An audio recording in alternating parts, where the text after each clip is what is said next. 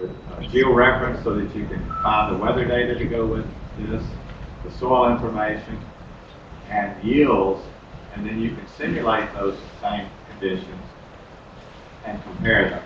And from there, you're able to scale up to the region, also look at the variability among farming systems in the region.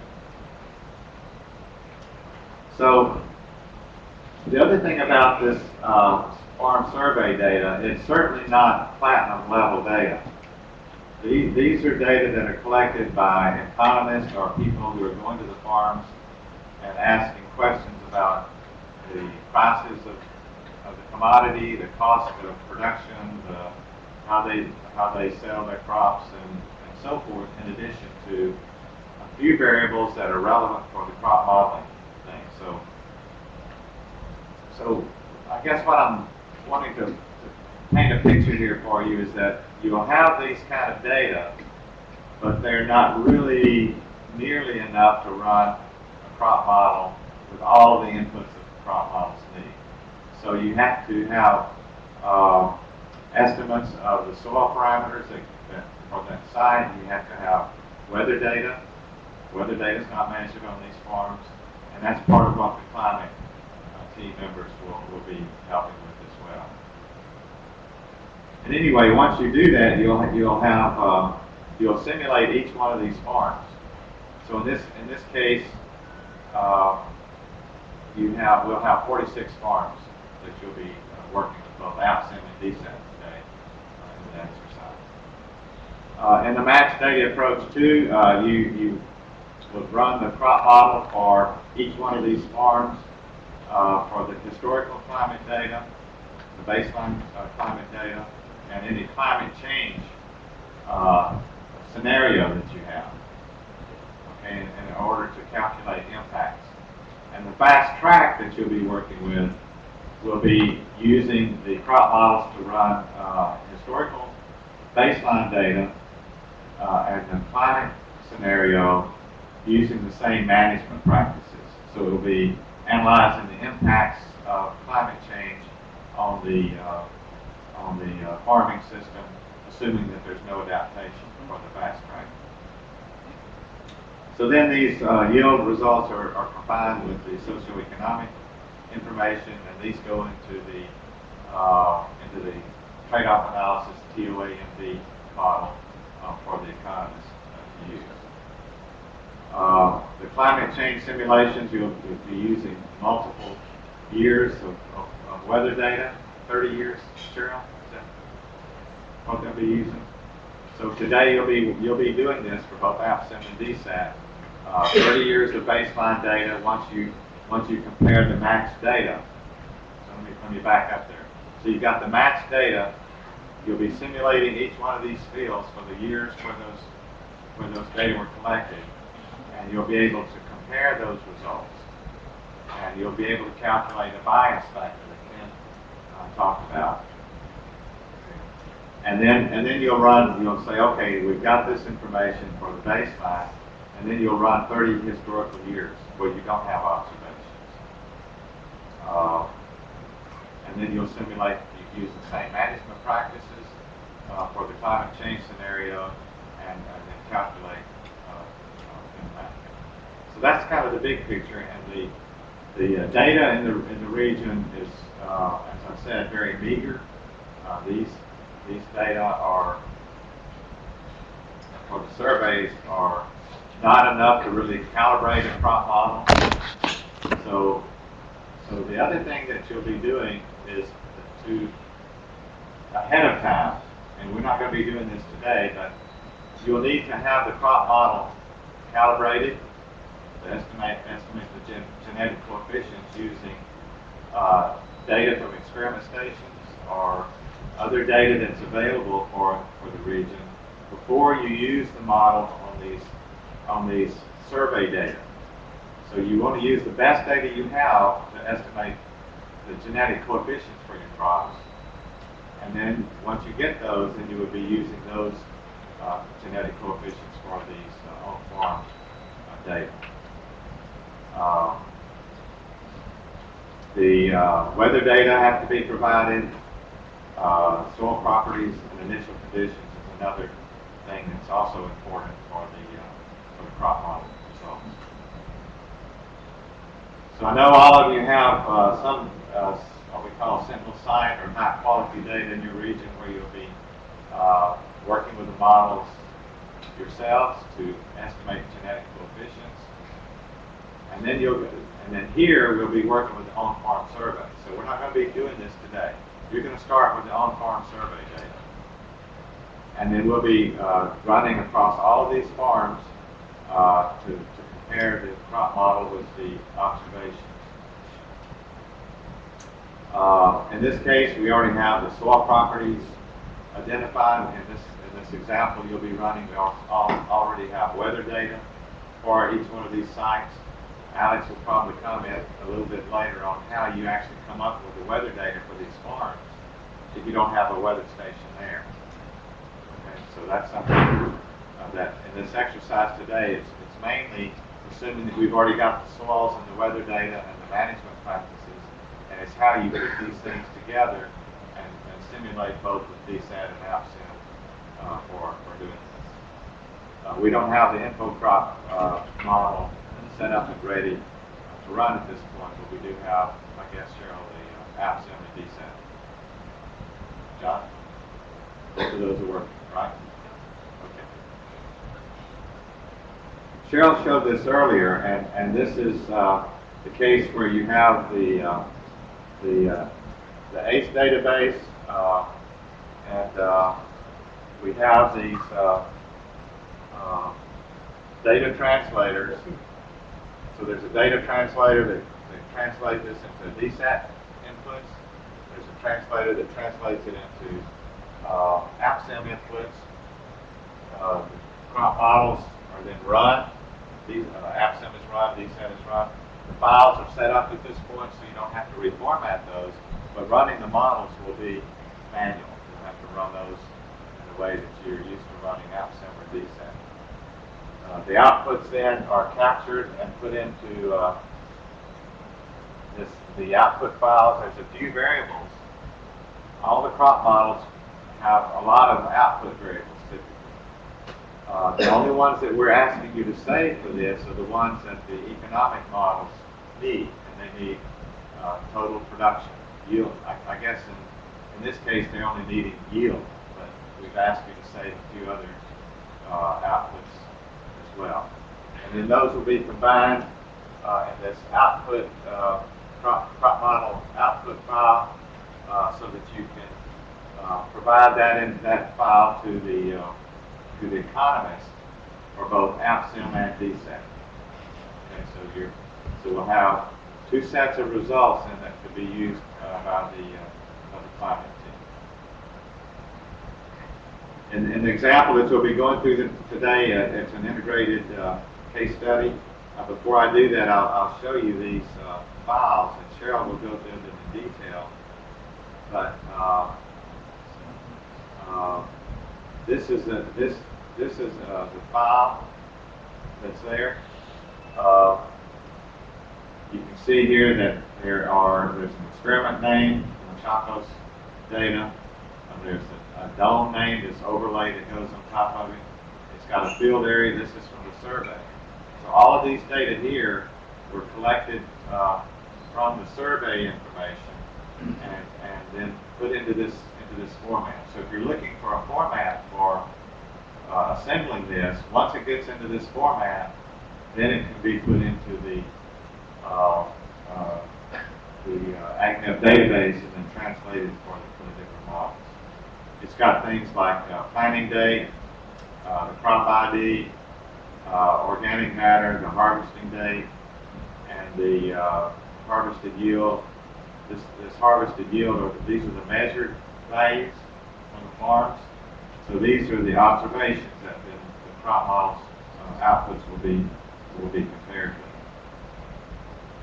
So that's one of the files you'll be working with. And then the other one is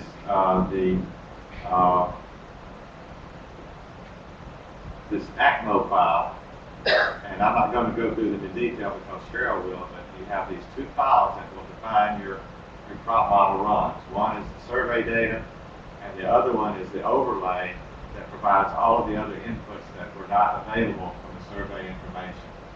Then all of these can be translated the same for all the different crop models, so we'll have a persistent set of results. Okay, so so in the data set you'll be working with today, it's a data set from Kenya, from Chacos area. This will be for maize crop only. The survey data existed for a lot of different fields. We've only selected 46 fields for this demonstration.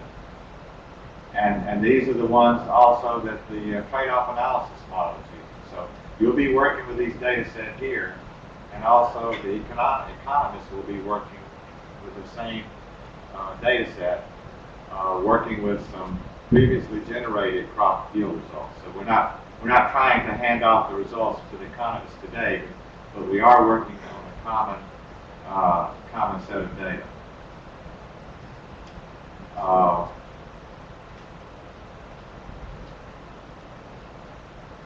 Okay, so this is just telling where the data were coming from, and so this will be something that you would pull together in your different regions and create this kind of file for doing the analysis. The other thing that's useful is to document where your regions are. This is a soil map of the Chacos region, and the soil map was the farms were geo-referenced so that you can go into each one, into the soil map, pull out the soil type there, and create the soil inputs for the farm. So that's how the soil inputs are derived. You have a geo-reference sample from a farm, you've got a soil map, and then you have to estimate the soil properties based on the different tools that are available in DSAT or AppSim or other models. These are the locations of the 46 fields in the area. You can't see all of them. They're so close together, but this just gives you the idea that we would like you to document these areas where you have your survey data and where your analysis will be done through GIS maps and so forth. Now, climate zones, and this Alex may want to say something more about this later on, but these are the climate zones, and you can see the small points on here. These are the farms, and so the climate data had to be interpolated to get daily weather data for each one of these points. And all that's been done ahead of time for this exercise you'll do today. So what you'll have today is you'll have daily weather data for each one of these sites. In some cases, the same weather file works for 2 or 3 fields because they're very close together. You have climate change scenario weather data for each one of the sites. You have soil files for each field. There are 46 fields, and there's 15 unique soils, so they're actually mapped for which soils go to which fields. And all of these will be then put together. The IT translators then will take this file, put it into this database format, the NoSQL database format, and then it will translate it back out into DSAT and AppSim input files if everything works. And then what you'll want to do is you'll want to compare the results from your simulations with the observed data. Okay, and so you'll be creating an output file, this AgMIP file, that will have for each of the 46 farms. You'll have the yield for each one of those, and you can compare that then directly with the yields from the observed data.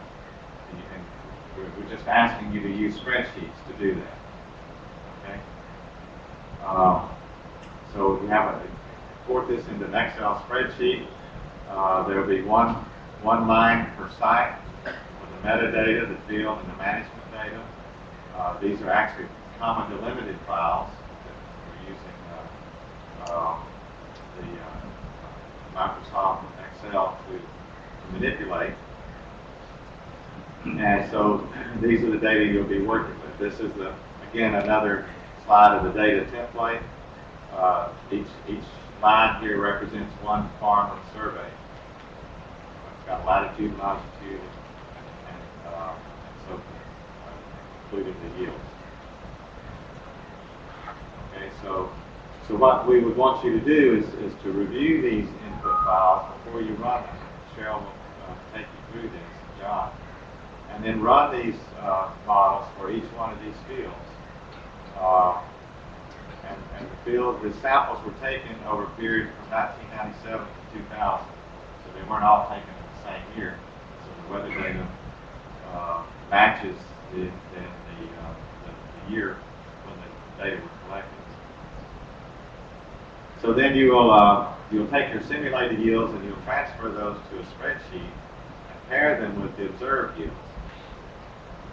Okay, and then you can compute these ratios between the bias between the simulated results and the observed results.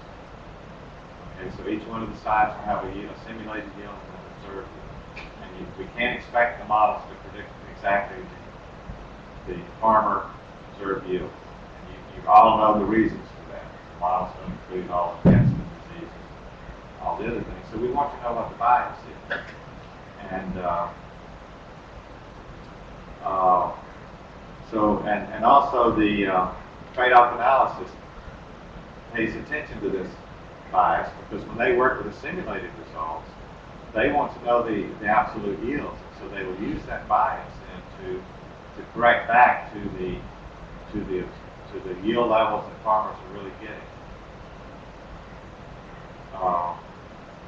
And then the thing we want you to do then is compute look at the distribution of these yields, standard deviation, compute some of the variability characteristics of these yields for both simulated and observed. Once you do that, I've got a graph. This is a probability of exceedance file. I'm assuming you know about that. Everybody know of probability of exceedance? Cumulative probability? I think about half of you do. So you may have okay, so more people. Okay. So once you put the data in the spreadsheet, you can calculate you can rank the yields from lowest to highest, and you can calculate this cumulative probability curve, subtract it from 1, and you get the probability of exceedance. And that's what this graph is here for the observed data. You can also overlay this. I didn't show it here, but you can also overlay the distribution probability of exceedance for simulated yields. And you can adjust the bias, use the bias to adjust those yields and show how that can be used to adjust the So we'll be doing that for both the AppSim and DSAT models, and I think that's kind of what I wanted to say, except none of you know where Machatos is probably, but it's a place in Kenya. You'll have your own data, and so as Cheryl goes through this with you, think about it from your own perspective. You're not going to be familiar with this Machatos data. Try to think about the spreadsheets and the process that you'll be using to connect the survey data that you've got from both AppSim and DSAT, and put it in the context of what you need to do when you go back home. When you start doing your fast track, for example. You'll be doing this. You'll have these tools to work with. You'll have both AppSim and DSAT models. We hope to get info crop working pretty soon, and do that. So, Cheryl, I think that's all I had, except Alex had some.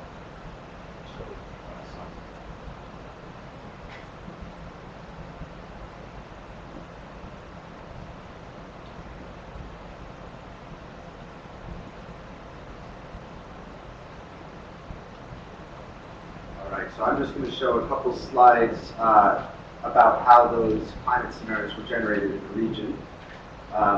And this is something that's going to be a little bit different from region to region, depending on the data that are available and the size of the region.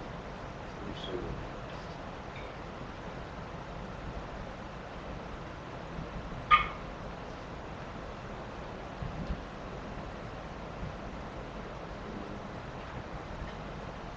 Ooh, looks like I copied the wrong one, but I should do anyway. All right, so sorry, I had touched this up a little bit before this meeting here. But so this is a quick overview of the tasks that the climate team has to go through to make the climate series for all the farms in a given region. And here's the overview. We are trying to understand climate time series for a number of farms in a given region. So we have to characterize the overall climate in the integrated assessment region. We have to identify at least one historical time series for the region so that we can get to the daily scale and look at intervariable relationships. We need to produce a climate time series for each of the crop modeling locations within the region and then produce the future scenarios for each. These are the tasks that we have ahead of us. So Machakos is a region in southern Kenya that can be seen about like this. It's a little bit hard to see, but here's Nairobi, and I've tried to draw the map. You can see Mount Kilimanjaro down here, so this is the Tanzania border. This is about the same area that we were looking at and was given to me to produce climate zones and come up with climate time series. So here, on the left is the, or let me jump down. Let's see, so this is actually a mean temperature for this region according to a database called WorldClim. So you can see throughout this whole area, you most strongly see the Mount Kilimanjaro and stuff down at the bottom. But what we have is a 1 kilometer data set for this whole, or sorry, this is a 2.5 degree, so about a 3 kilometer data set over the whole region. And we have a breakdown across the area of where it's different temperatures. This is the rainfall across the region. And using those mean climate differences, we start to see differences that might affect the farms. Now, I wish I had the same plot Jim just showed in terms of where the farms were that were actually modeled. But the idea here is by looking at the mean climate, the mean rainfall, the mean temperature, and the mean elevation, or the elevation of the areas, we can come up with zones that have approximately similar climate that are somewhat coherent. And this is what it came to. This is 18 climate zones for the region. And you see things like in the plains down going towards the Indian Ocean, it's a different climate zone where it's warm and dry than up closer to Katumani, which is up in the higher elevations. And what we basically did was we had a clustering routine that created climate zones where the elevation, temperature, and rainfall patterns were very similar. And then what we do is we take the Katumani data set and we adjust it slightly to hit the mean temperature and rainfall for these different climate zones.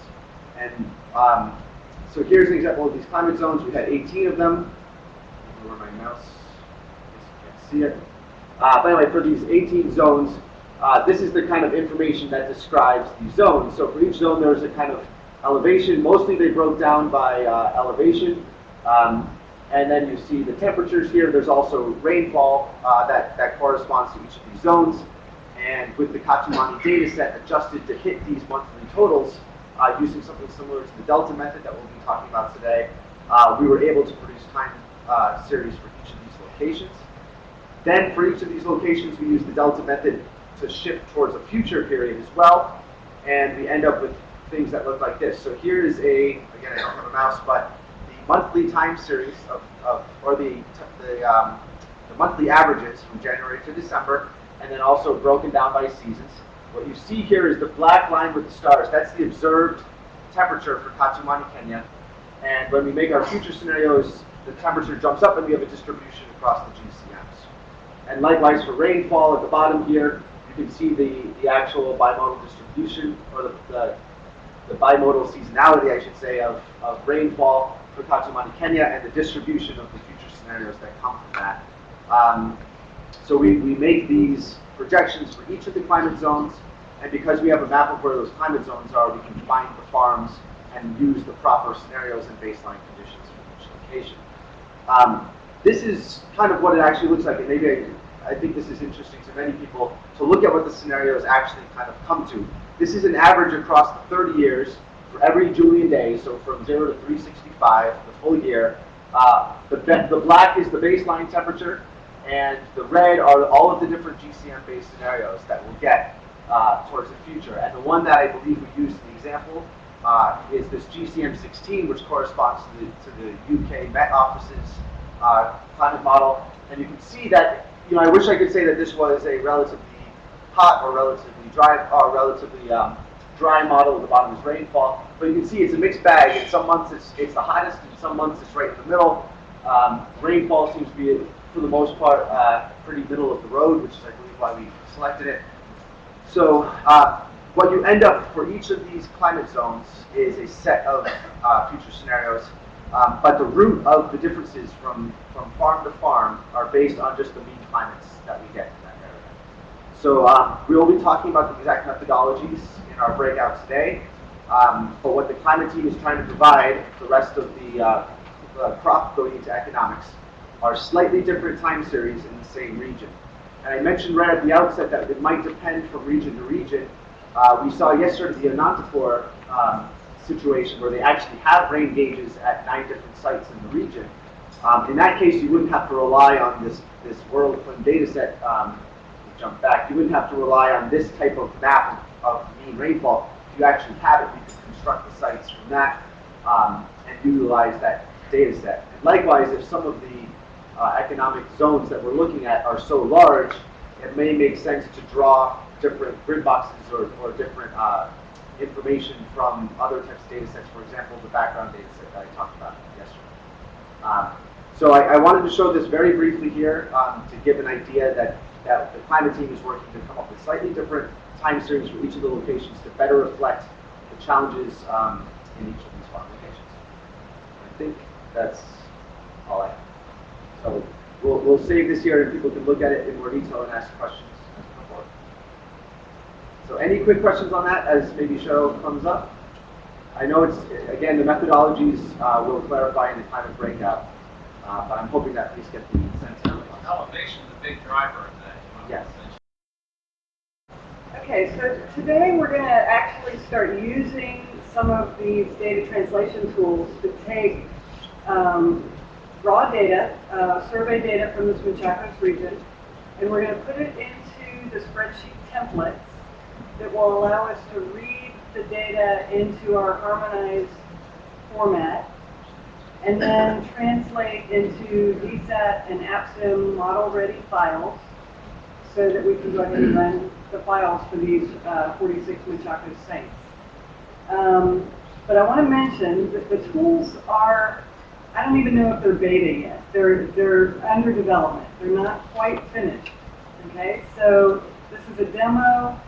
We want your feedback. If there are things that we can improve, and I already know there are, feel free to give us your feedback on how they work and how they look and how they act, and we're still working on it. So, yeah, I guess maybe the place to start would be to look at what's on those drives that are floating around.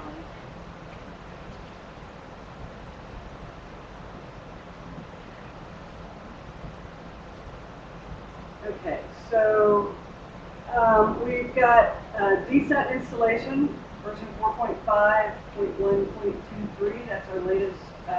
It's the version that matches what's up on the DSAT.net site that you can download. But rather than sending everybody to the site at once to download these, and they would have to go through Dr. Hogenboom anyway to give you a license, we put them on these thumb drives just to make it easier so we don't flood the site.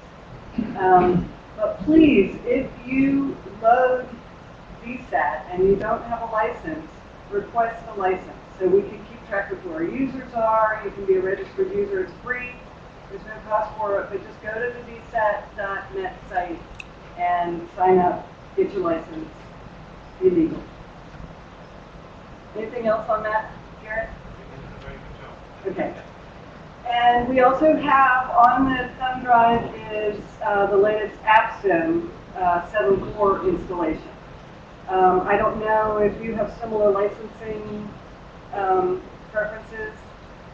You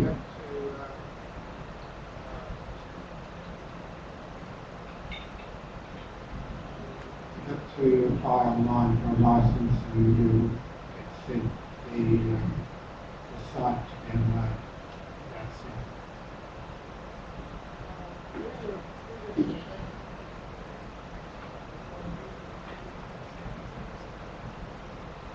If you want an update, I think you have to go through that same process prior. Okay. So you can set the website down.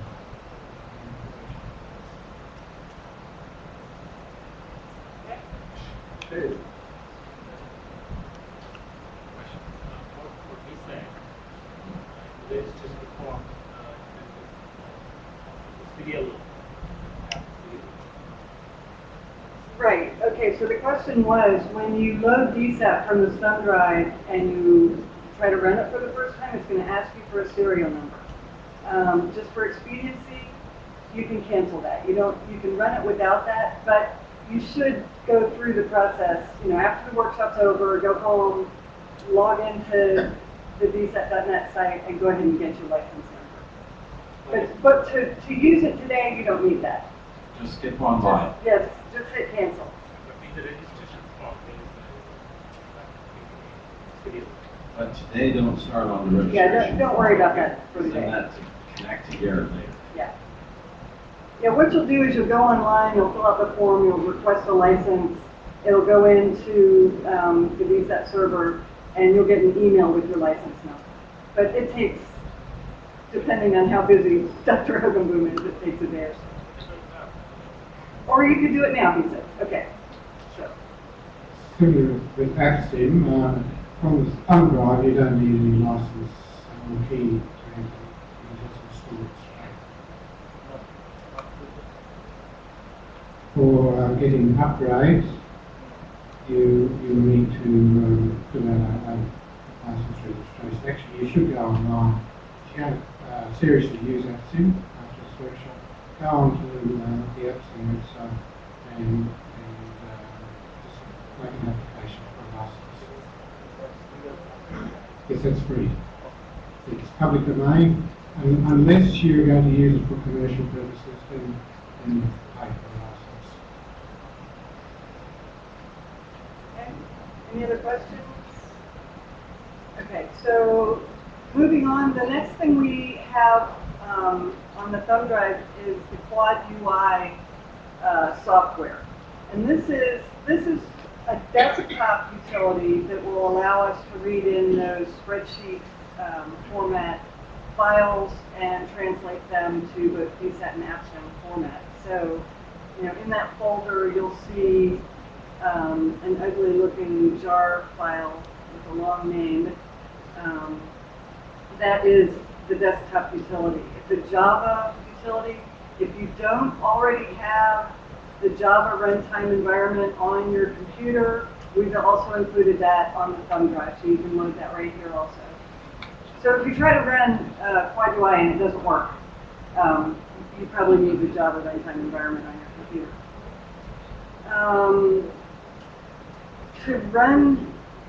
To run that, we've included a DOS batch file if you're working on a PC, and we've got a script file if you're running on a Mac computer.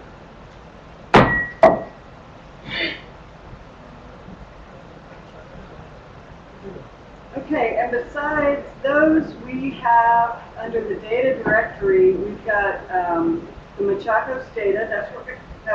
That's where the data, the raw data, the survey data that we're going to be starting with, and also the spreadsheet template. And we'll go through all that, but that's where you get the files that you're going to be working with today. And we won't get into this in detail, but if you're interested and you have Sentinel site data and you want to read it into the harmonized format, we've got an example of a Sentinel site that I'll show you later. There's a separate template that we can use for more detailed data. And other than that, I guess later in the day, or maybe it'll be tomorrow, we'll go through, Dr. Booty will go through calibrating life cycle calibration procedures. And the presentation that I'll be going through today is also on the thumb drive. So that's a little tour of what you have in front of you. So just keep the thumb drive circulating, and when when everybody's got that, if you don't have it, just ask your neighbor, and we'll get these as I'm going through the presentation. You can be loading the files.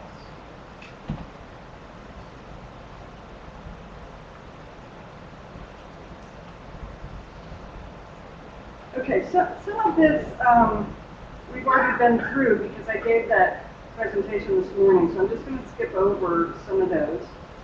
This, now you've seen it twice, so I really don't have to spend a lot of time on this, but this is just to, again, illustrate that we've got data that's coming in from various sources.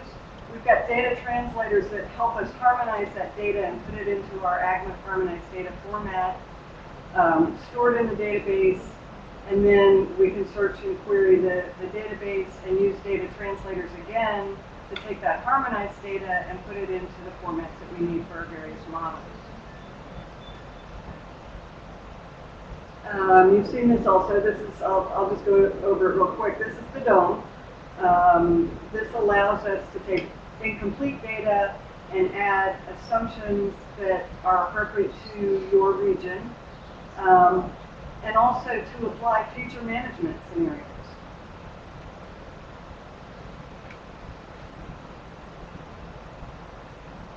And you've seen this before too. This is a little different than the version that I showed in the presentation this morning, in that the databases are gone here. Okay, so we've taken these data translation utilities, and all they are libraries of functions. And so instead of having them on a web-based, on a web service, in the application we're using today, they're in a desktop application. They're in this quad UI. So we're not actually storing any data today in a database. We're going directly from the raw data in the spreadsheet templates to the model-ready data through this desktop utility. And again, the data translation that would go from model outputs to the economic model inputs, eventually, I'd hope to have it by today, but it wasn't finished, and I'm not even going to try to use something that doesn't work. But we'll have, as part of this quad UI, the ability to harvest those model outputs and put them into our harmonized data. Unfortunately, we don't have, that's this part, we don't have that today. So what we're going to have to do is manually collect those data. We'll be updating these tools and making them available on the tools.agmip.org site as we add new enhancements, and hopefully, maybe even by the end of the week, we'll have the ACMO part working. Chris Villalobos is in Gainesville, providing support from afar for us, and he's working on that now. Well, he's actually sleeping right now. Okay, so if we want to have a reference for what we're doing today, as far as the Regional Integrated Assessments Handbook, we're working on items 3, assembling existing data from experiments and calibrating the crop models. Item 5, which is assembling data and calibrating crop models for regional yield simulations and assessments. And item 10, archiving data and analyses results for integrated assessments. So this just gives you a reference point of where in the handbook we're working today. Okay, so I think Dr. Jones covered this fairly well, that we've got various types of data from the very data-rich field experiments. These are the sentinel sites, the platinum, gold, and silver level sites. They generally have sufficient data to run the crop models without any additional information being added through the dome. The data that we're working with today is the lesser quality survey data. And we will have to augment that with regional assumptions. Okay, so here are the steps. This is what we're going to run through in this exercise. Actually, step one's already been done, collect raw data. Those are the survey data that came from the Chacras region. We're going to provide that to you, and it's already been highly synthesized. It's in spreadsheet format. There's a few unit conversions that need to be done, but it's really already been processed. When you get your data, there's a lot more preparation you'll have to do to be able to make those data ready to input to the models. Okay, the next step is to harmonize the data using the spreadsheet template. So basically, we've provided these spreadsheet templates with the ACASA variable headers, and we've annotated it with the definitions in the units. You'll see that in a minute. So it's a matter of taking your data from the survey, converting any units that have to be converted, and then bringing those columns of data into the spreadsheet template. Once it's in the spreadsheet template, we can read it in directly with our Quad UI tool. So the spreadsheets, there's another step there. We're going to save everything in CSV format.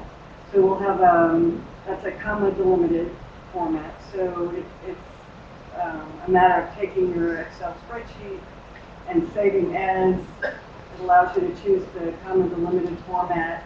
You'll save your weather data will be in one CSV file, soils in another, and field and management data in another. The next step would be to apply regional assumptions using the DOME.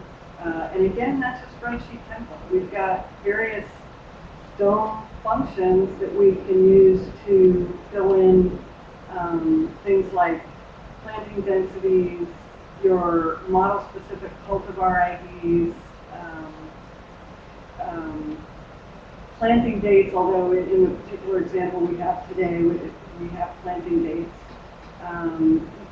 We have nitrogen data, but we don't know what dates they were applied. So through the DOME, we'll be able to tell it, okay, we know that in this region they applied fertilizer 2 weeks after planting.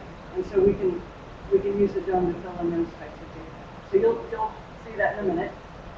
The next step is to use the desktop utility, launch it, bring in the files that you've created, the CSV files, and tell it the formats you want it to convert to. Next step is to view any errors and log reports so that you feel comfortable that the data you've got are what you meant. And this is iterative. You know, we look at the crop modeling data, we look at the assumptions that were made, we look at the data that were applied, maybe even run the model to see if it runs, and do it all over again if there are things that you don't like or if the models don't run. And the last step is to collect your outputs. Again, we want to automate that process. We're not quite there yet, but that's where we put the data into the AgMIP crop model output format.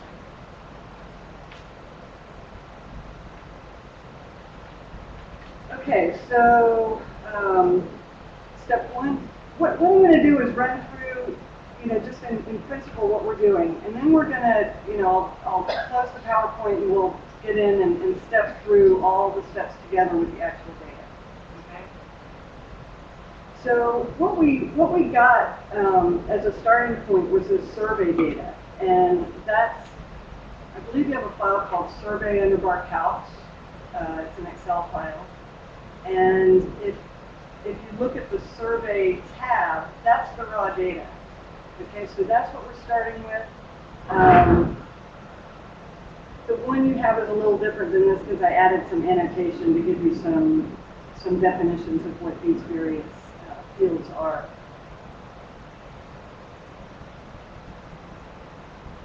Okay. Yeah. Okay, so this is just, there are three ways we can input data right now through Quad UI. One is to use DSAT format files. So if you already have, say, a Sentinel site that is in DSAT format, we have built the translators to read that into our harmonized format. So you could go directly from DSAT to AppSim using that format. You don't have to use these spreadsheets. Okay? We eventually want to also have AppSim input translators where we can take the AppSim, the .appsim and .met files for AppSim, read them in, and spit out DSAT files and InfoProp files and sticks files and so on. We don't have those translators built yet. That's on our to-do list. So the second method is using spreadsheet templates like we'll be using today. We have different templates for different kinds of data. We'll be using the survey template today and also on the USB drive in some more detailed platinum level template. And the third method, which is under development, I don't have a demo, is we plan to have a user interface for data entry. So you don't even have to use a spreadsheet. You can just have a menu item that will allow you, say, to type in fertilizer, so it brings up a list of all the AgMIP fertilizer variables, and then you type in date, fertilizer date, and you enter your data. So we've got a part-time student at UF who's working on that for us right now. That's an item that we could use helpline too, especially for some of you IT folks that have a lot of experience with that. Okay. So today we'll be using the survey data template, Excel spreadsheet. We're going to take the spreadsheet, save it into CSV format. We'll get into that a little bit later. And then, okay, so we've got the survey data itself. We're going to run some calculations to put the data in the right units, in the right format. And then we're going to copy those data into our survey data template. Okay?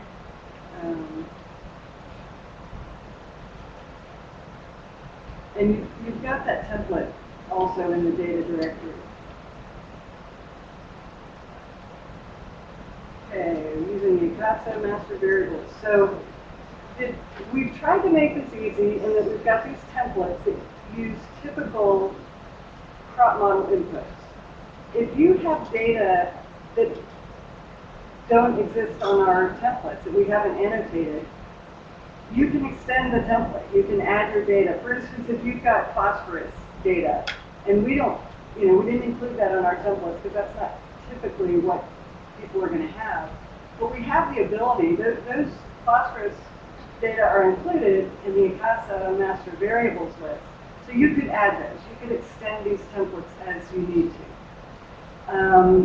We've got up on the web, and you've got this spreadsheet, but we keep the AgMIP master variables list in a Google Docs because we've got several people that work on it and keep it up to date. But the most recent version is always available, non-editable, but it's always available at this website. The living document, as we need to extend it, we add the variables to describe more data that we may need to feed into the models. As we add models, we found that we need to describe more variables. There's some variables that AppSim uses to describe soil processes that we don't have in DSAT. So we are trying to add those to the AgMIP list as needed.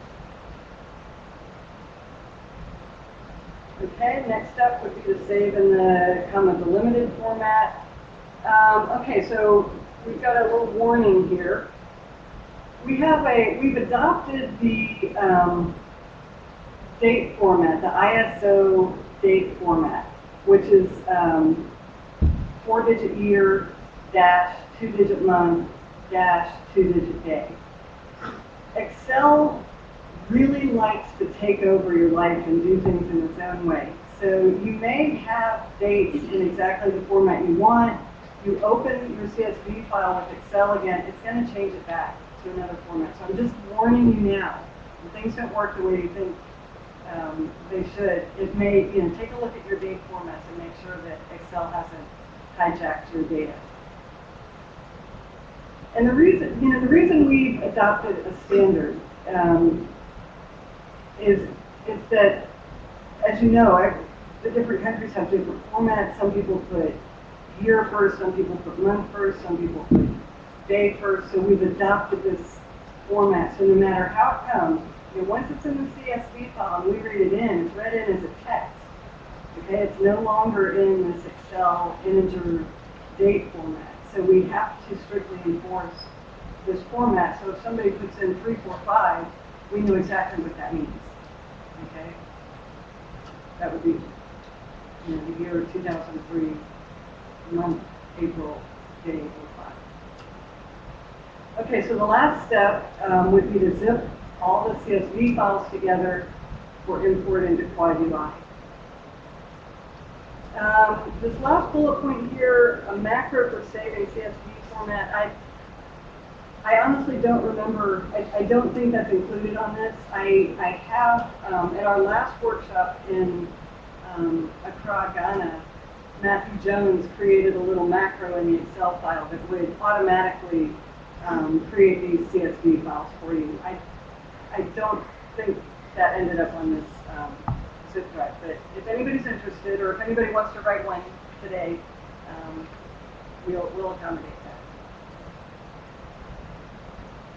that. Okay, so then the DOME is another template that we have for entering this regional assumption type data.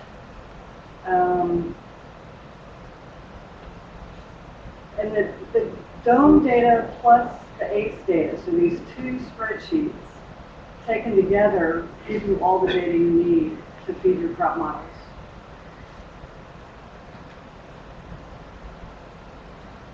And here's an example of the DOME data. I'm not gonna dwell on this because I'll show you it live in just a few minutes.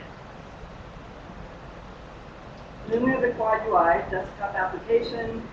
Again, it's a work in progress. It doesn't have all the features that we hope that it will have, but what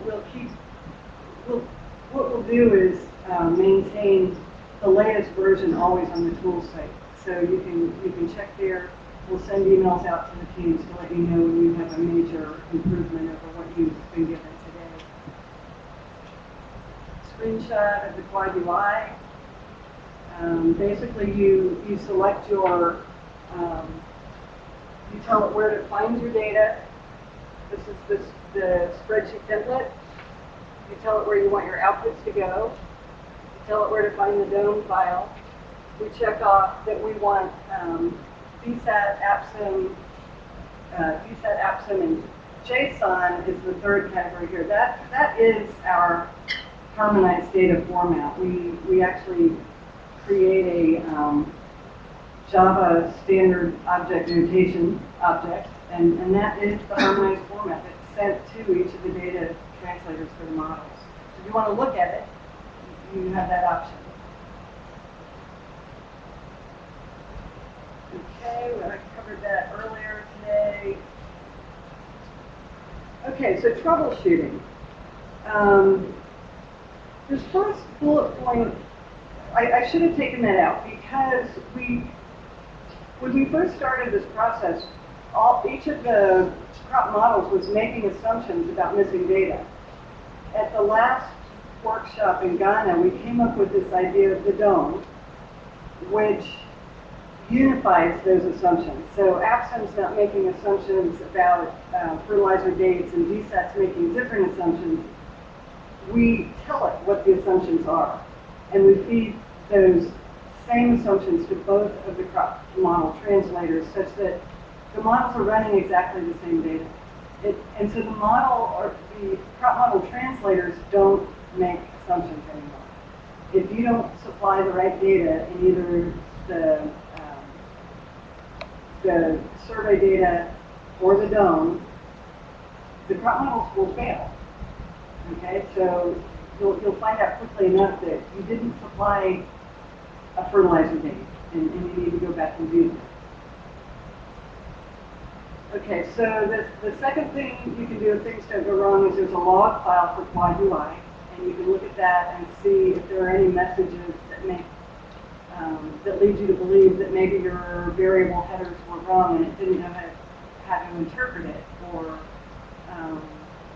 that maybe a translator failed for some reason or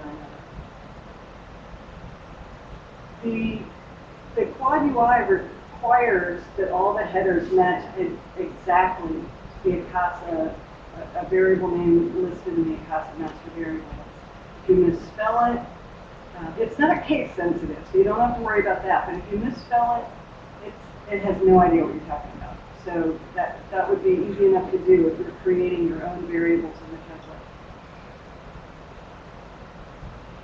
And lastly, the variables must appear in the correct file. So if you started entering soil state in the weather file, it's going to shrug its shoulders and not know what to do. Okay, next up is to run the models. And the last step is to assemble the outputs. So we've got an AgMIP file template. I'll show you that live again too as we step through it. And this slide has to do with the more detailed Sentinel site data. I think maybe we'll hold off on that till the end, and if people are interested, we'll get into that.